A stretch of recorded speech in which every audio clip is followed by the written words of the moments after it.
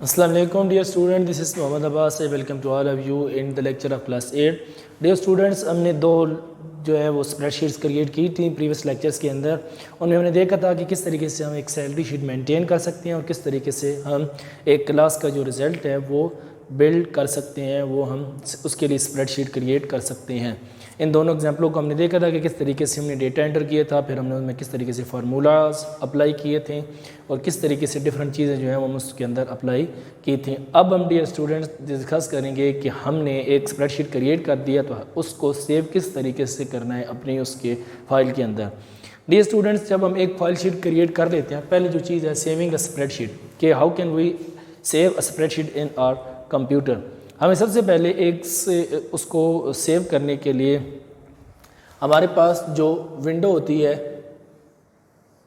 उसकी जो टॉप की विंडो होती है, यहाँ पे ऑफिस बटन होते हैं, उसके साथ यहाँ पे 3 बटन होते हैं छोटे, जिनको हम डिस्कस कर चुके हैं।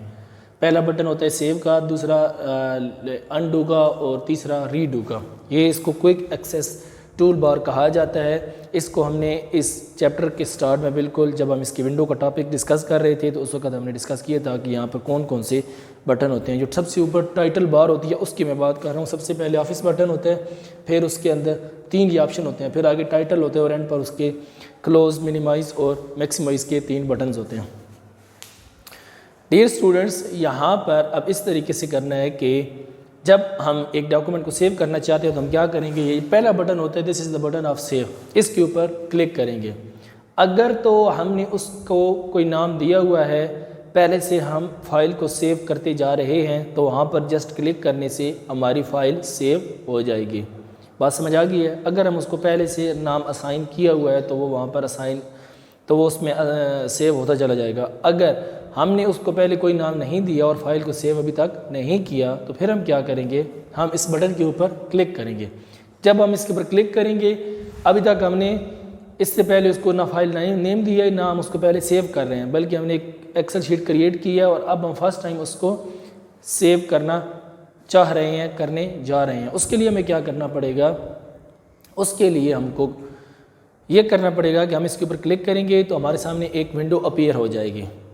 ठीक है, इसी के अंदर एक छोटी सी विंडो अपीयर हो जाएगी। उसके अंदर वो हमसे पूछेगा कि आप इसको कहाँ पर फाइल को सेव करना चाह रहे हैं।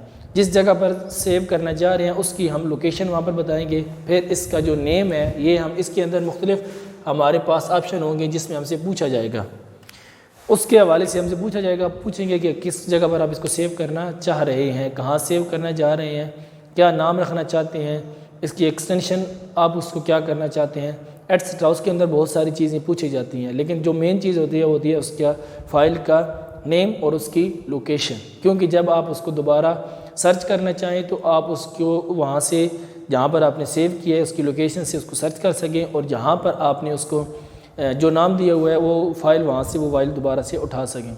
और ये दोनों करने के बाद यहाँ पर एक ऑप्शन होगा, नीचे बटन होगा ओके का।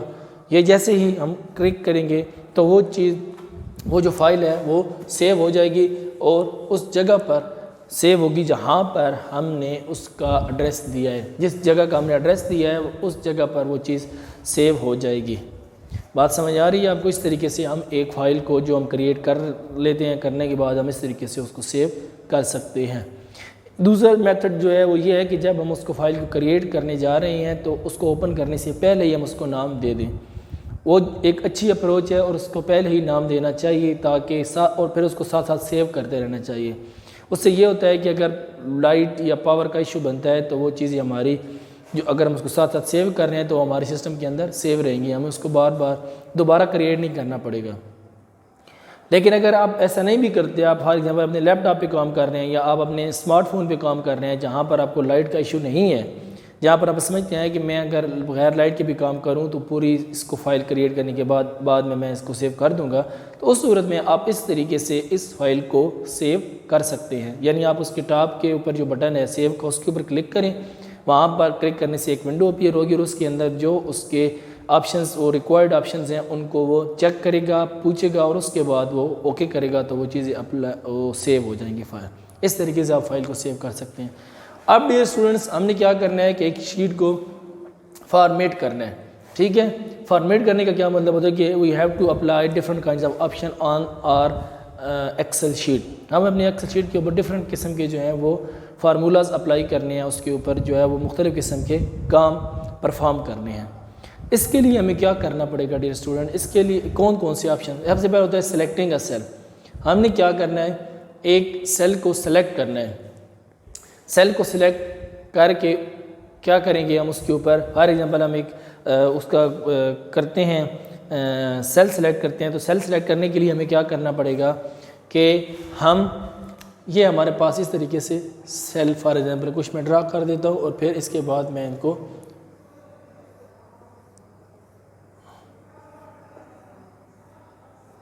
ये अब हमने क्या करना चाहते हैं कि हमने यहाँ पर ये पहले 5-7 जो है वो सिलेक्ट करना चाहते हैं। उसके लिए मैं क्या करूँगा कि अपना कर्सर उस सेल के ऊपर क्लिक करूँगा, फर्स्ट सेल के ऊपर जहाँ से मैंने उस सेल्स को सिलेक्ट करना है। फॉर एग्जांपल यहाँ से लेकर यहाँ तक मैं करना चाहता हूँ, तो मैं क्या करूँगा, इसके ऊपर क्लिक करूँगा।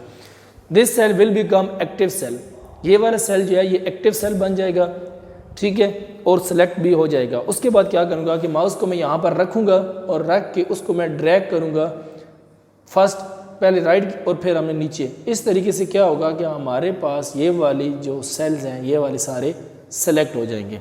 लास्ट सेल पर आकर मैं अपने माउस को रिलीज़ कर दूँगा। जैसे ही मैं माउस को रिलीज़ करूँगा तो जहाँ तक मैं ड्रैग करके लेके गया था अपने माउस को, वहाँ तक वो वाले सेल्स सेलेक्ट हो जाएंगे। इस तरीके से ये जो सेल्स हैं ये क्या हो जाएंगे, ये सिलेक्ट हो जाएंगे। अब एक और बात आ जाती है, ये तो वो है कि फॉर एग्जांपल मैंने यहाँ पर नीचे लिखा हुआ है सेलेक्टिंग रेंज ऑफ सेल, यानी सेलेक्टिंग एडजेसेंट सेल। अभी जो मैंने आपको चीज़ बताई है, अगर हम एडजेसेंट सेल को सिलेक्ट करना चाहते हैं, एडजेसेंट सेल का मतलब होता है कि वो सेल जो एक दूसरे के साथ मिले हुए हों, यानी इकट्ठे हों, ठीक है। उन सेल को अगर हमने सिलेक्ट करना हो तो उसके लिए ये प्रोसीजर है और बहुत ही सिंपल है कि आप पहले सेल पर क्लिक करें और उसको जहाँ तक आपने लेकर जाना है वहाँ पर आप उसको लेकर चले जाएँ। अब दूसरे नंबर पर बात आ जाती है सिलेक्ट नॉन एडजेसेंट सेल्स। क्या, नॉन एडजेसेंट, यानी एक सेल को सिलेक्ट करें फिर दूसरे को फिर तीसरे को, इस तरीके से एंड वो नॉन एडजेसेंट हो, यानी कि वो एडजेसेंट ना हो। उनको अगर हमने सिलेक्ट करना हो तो what will I do, how can I select non adjacent sales. उसके लिए मुझे ये करना पड़ेगा कि सबसे पहले मुझको किसी भी एक सेल के ऊपर जो पहला मैं सेलेक्ट करना चाहता हूँ उसके ऊपर क्लिक करूँगा। क्लिक करने के बाद मैं कंट्रोल का जो बटन है कीबोर्ड के ऊपर, उस बटन को प्रेस कर दूंगा, एक अपनी फिंगर से उसको प्रेस करूंगा और होल्ड करके रखूंगा। होल्ड करने के बाद फिर मैं बारी बारी उस सेल के ऊपर जाऊंगा जिस जिस सेल को मैं सेलेक्ट करना चाहता हूं। हर उस सेल के ऊपर जाकर उस सेल को क्लिक करूंगा और करता चला जाऊंगा जहां तक मैंने अपने सेल्स को सिलेक्ट करना है। और वो मैं किसी भी सेल के ऊपर क्लिक कर सकता हूं, वो एडजेसेंट भी हो सकते हैं और वो नॉन एडजेसेंट सेल्स भी हो सकते हैं। तो जब तक मैंने सेल को सेलेक्ट करना है तब तक मैं अपने कंट्रोल के बटन को होल्ड किए रखूँगा, और जिस वक्त मैं सेल सेलेक्ट कर लूँगा तो उसके बाद मैं वहाँ से अपना फिंगर जो है अपनी वो रिलीज़ करवा दूँगा तो वो सारी सेल सेलेक्ट हो जाएंगे। अब उसके ऊपर मैंने जो कुछ भी अप्लाई करना है, यानी मैंने उनके कलर चेंज करने हैं या उसके ऊपर मैंने उनका साइज़ थोड़ा सा बड़ा करना है, उनको नुमाया करके दिखाना है, किसी भी तरीके से मैं उनको जो है वो उसके ऊपर ऑप्शन अप्लाई करने हैं तो वो मैं उसको उसके ऊपर अप्लाई कर दूँगा। तो बहुत ही ये आसान तरीका है किसी भी सेल्स को सिलेक्ट करने का। सिंपल तरीका होता है, पहला तो होता है सिंपल कि एडजेसेंट सेल को, उसके लिए जस्ट हमने सेल पे क्लिक करना है और ड्रैग करके वहाँ तक लेके जाना है तो the cell will be selected. दूसरी बात होती है कि अगर वो सेल सेलेक्टेड है, एडजेसेंट नहीं है, नॉन एडजेसेंट सेल है, उनको मैंने सेलेक्ट करना है तो उसके लिए मुझे जस्ट कंट्रोल के बटन को प्रेस करना होगा और बारी बारी मुख्तलिफ सेल्स को चेक करना होगा और वहाँ से मैं इन सेल्स को क्या कर सकता हूँ, सेलेक्ट करके यहाँ पर ला सकता हूँ। यहाँ तक बात आपको समझ में आ गई है। तो ये एक बहुत ही आसान चीज़ें हैं कि सेल को किस तरीके से सेव किया जाता है और किस तरीके से एक रेंज ऑफ सेल्स को सेलेक्ट किया जाता है। ठीक है डियर स्टूडेंट्स, इसको आप अच्छी तरीके से समझिएगा, जानिएगा और प्रैक्टिकल इस पर लाजमी परफॉर्म कीजिएगा। नेक्स्ट लेक्चर में कुछ नेक्स्ट टॉपिक के साथ दोबारा आपके साथ हाजिर होंगे, तब तक के लिए खुदा हाफिज़।